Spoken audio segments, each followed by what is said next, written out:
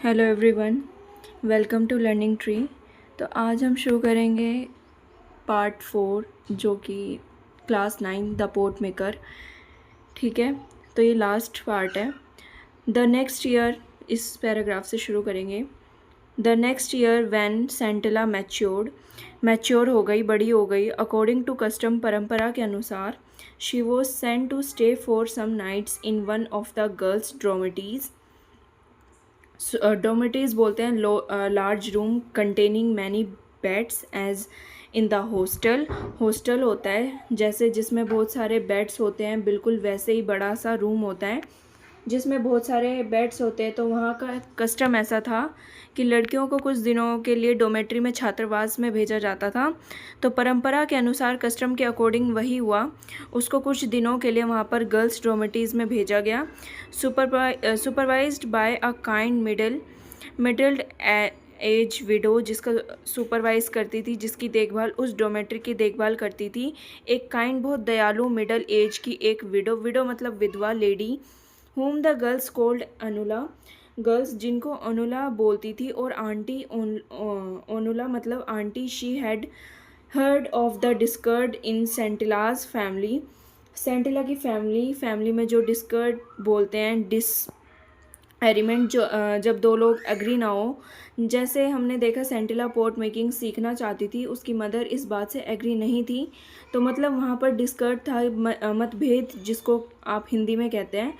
तो सेंटिला की फैमिली में जो मतभेद था, डिसएग्रीमेंट था, उन्होंने ओनुला ने उसके बारे में सुन रखा था, and revolve to help the girl in every possible way and revolve करना मतलब सॉल्व करना है वैसे, लेकिन रिवॉल्व का मतलब यहाँ पर है determine.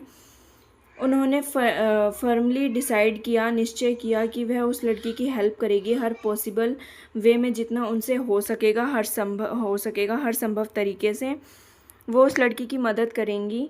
Now even one evening, एक शाम को, when everyone except Sentila went to attend a music evening, Sentila के अलावा, एक्सेप्ट मतलब उसके अलावा सभी लड़कियां म्यूज़िक इवनिंग को अटेंड करने गई थी। Onula saw her taking out some clay and implements from her basket quietly. Onula ने देखा कि उसने अपने बैग से, अपनी बास्केट से चुपचाप कुछ क्ले, मिट्टी और कुछ इम्प्लीमेंट्स मतलब कुछ टूल्स, औजार निकाले। She watched Sentila's calmly. She watched clumsy efforts to make a pot. Clumsy मतलब होता है जो परफेक्ट ना हो, उसके जो क्लमसी एफर्ट्स थे, कोशिश थी पोट्स बनाने की, वो ओनुला उसे देख रही थी, एंड नोटिस्ड, और उन्होंने नोटिस किया, और उन्होंने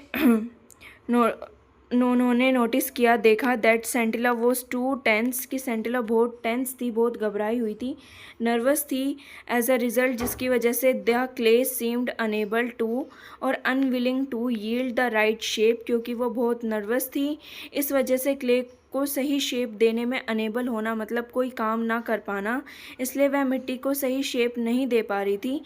अच्छा, इसलिए मिट्टी सही शेप नहीं ले पा रही थी। मिट्टी ही यील्ड मतलब होता है करेक्ट, जो रिज़ल्ट है यहाँ पर, रिज़ल्ट है उसको सही शेप देना, तो मिट्टी इसलिए अपनी सही शेप नहीं ले रही थी। इट वॉज अनेबल, अब आप कह सकते हैं अनविलिंग थी, वह लेना ही नहीं चाहती थी, क्योंकि सेंटिला खुद बहुत ज़्यादा नर्वस थी, टेंस थी। ठीक है,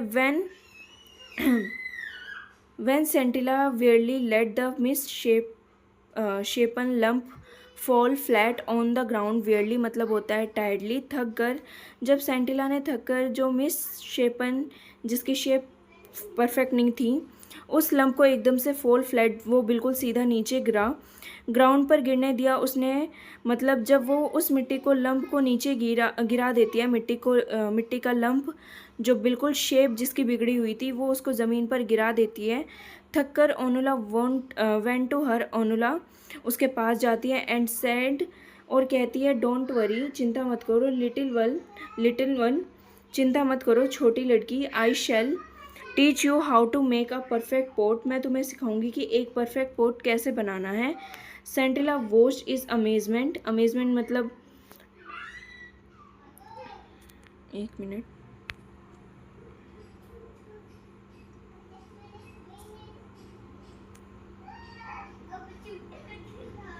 हैरानी से देखती है। As Onula fashioned a beautiful pot. Fashion का मतलब यहाँ पर बनाना है। As Onula made a beautiful pot, तो जो अमेजमेंट से देखती है जब सेंटिला एक बहुत सुंदर पोट बनाती है। And asked her to try again, और उसे फिर से कोशिश करने को कहती है। Sentila took another lump of clay. Sentila फिर से क्ले का एक टुकड़ा लेती है मिट्टी का। एंड विद अ कॉन्फिडेंस के साथ, आत्मविश्वास के साथ। She had never felt before, वो कॉन्फिडेंस जो उसने उससे पहले कभी महसूस नहीं किया था। Started the process all over again, वो उस प्रोसेस को फिर से शुरू करती है। Following the instruction she had just received, जो इंस्ट्रक्शन उसको जस्ट अभी मिले हैं, जो ओनोला ने दिए हैं, वो उन सभी इंस्ट्रक्शन को फॉलो करती है। And she created a beautiful pot, और वो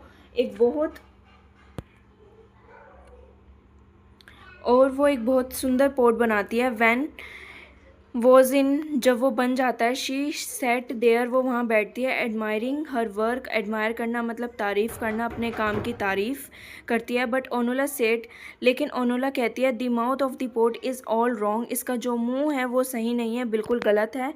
सेंटिला लुक्ड एट ओनोला इन फ्रस्ट्रेशन, सेंटिला ओनोला की तरफ फ्रस्ट्रेट होकर देखती है। एंड स्माइल एंड सेड, जो कि स्माइल करती है और कहती है। ओनोला स्माइल करके कहती है, when you work with your mother next time, अगली बार जब तुम अपनी मदर के साथ माँ के साथ काम करोगी, वॉच हर केयरफुली, उनको ध्यान से देखना। When she is shaping the mouth of the pot, जब वो पोट के मुंह को शेप दे रही हो, तो अपनी मदर को ध्यान से देखना। यू आर क्विक लर्नर, तुम क्विक लर्नर हो, जल्दी सीख जाती हो। And you will do well, और तुम अच्छा करोगी। Now during the next pot making session, अगले पोट मेकिंग सेशन में सेंटिला पोट मेकिंग सेशन जो वो अपनी मदर के साथ करती थी। Sentila observed her mother held a left hand and the spatula, how she slanged मतलब रिलैक्स, धीमा करके, the rhythm when fashioning the mouth of the pots. तो सेंटिला ने ऑब्जर्व किया, ध्यान से देखा कि कैसे उसकी मदद अपने लेफ्ट हैंड को रखती है, कैसे वो स्पैचुला को रखती है, और किस तरह से जब वो पोट का मुंह बना रही होती है, माउथ को बना रही होती है, तो रिद फैशनिंग मतलब यहाँ पर मेकिंग हो रही है, तो वो रिदम को थोड़ा सा कम कर देती है। कैसे उन्होंने लेफ़्ट हैंड को यूज़ किया, कैसे जो उसके इंस्ट्रूमेंट्स थे, स्पैचुला था, उसको कैसे यूज़ किया, और किस तरह से उसके बाद उसका मुंह बनाते टाइम उन्होंने अपनी स्पीड को, गति को थोड़ा सा धीमे कर लिया।